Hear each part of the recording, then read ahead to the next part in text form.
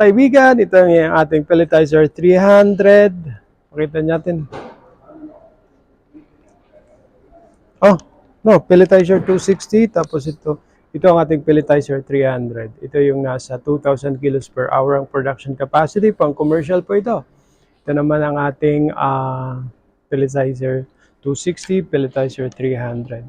For commercial production po. Yun.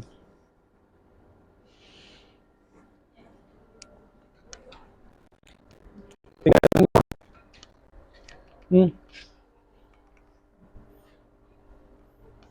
Ito, parang gano'ng kalakas yan for commercial production. Ito yung gamit natin. Mga gandang quality yan, guys. Oh, sila may... Para sa mga naghahanap, mayroon po tayong pelletizer 180. Ito yung bago. Pelletizer 180.